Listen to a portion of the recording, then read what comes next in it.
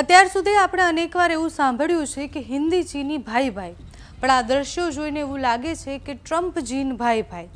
આજે બેઇજિંગમાં અમેરિકાના રાષ્ટ્રપતિ ડોનાલ્ડ ટ્રમ્પે ચીનના રાષ્ટ્રપતિ શી જિનપિંગને મળી અને મહત્વની બેઠક કરી છે. એ બેઠક 2 કલાક સુધી ચાલી અને રાજનીતિની સૌથી મોટી બદલાતી તસવીરમાંની આ એક તસવીર માનવામાં આવે છે, કારણ કે અત્યાર સુધી જે બે દેશ એકબીજાના હરીફ હતા, હરીફાઈ કરતા હતા, એકબીજા સાથે આવ્યા કેવી રીતના. નમસ્કાર, આપની સાથે હું છું પાયલ.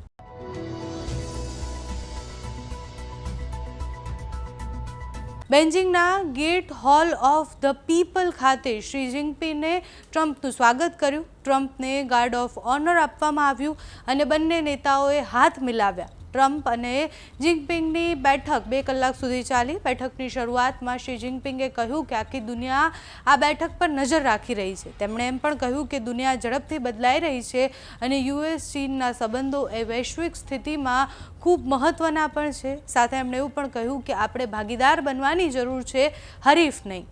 એટલું જ નહીં, ટ્રમ્પે પણ શી જિનપિંગની પ્રશંસા કરીને એવું કહ્યું, તમારા મિત્ર બનવું એ સન્માનની વાત છે. અમેરિકા અને ચીન વચ્ચેના સંબંધો સુધરવા જઈ રહ્યા હોય એવું અત્યારે લાગી રહ્યું છે. આ બેઠકની ખાસ વાત એ છે કે ટ્રમ્પ માત્ર એકલા ત્યાં નહોતા ગયા.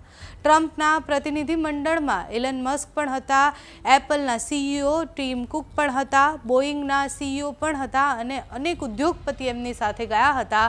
આ બેઠકમાં વેપાર, ટેરિફ, સેમિકન્ડક્ટર, એઆઈ, અલગ અલગ વિષય અને અલગ અલગ મુદ્દાઓ પર વાત અને ચર્ચાઓ થઈ હોય એવું લાગી રહ્યું છે.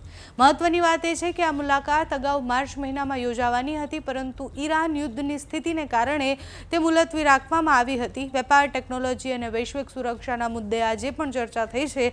આગળ જતાં એ કયા નવા સમીકરણો રચે છે, આ બેઠક પછી બંને દેશના કયા નવા રાજકીય સમીકરણો રચાય છે, વૈશ્વિક સ્તરે એની શું અસર થાય છે, એ સમય બતાવશે. અત્યારે તો એ તસવીર રાજનીતિની સૌથી મોટી તસવીર માનવામાં આવી રહી છે, કારણ કે બે દેશ જે હંમેશાથી એકબીજાની સામે હતા, હરીફ હતા, એ બે દેશના વડા એકબીજાને મળ્યા છે અને બંને એકબીજાની પ્રશંસા કરી છે. તો તે બેઠક પહેલાંના અને પછીના જે દ્રશ્ય સામે આવ્યા છે તેના પર કરીએ નજર.